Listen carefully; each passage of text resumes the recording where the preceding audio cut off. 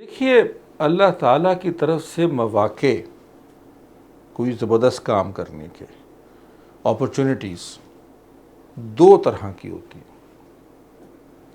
एक आपको फ़ौरन नज़र आ जाती है और एक किसी मुश्किल या तकलीफ़ की चादर ओढ़ के आती है।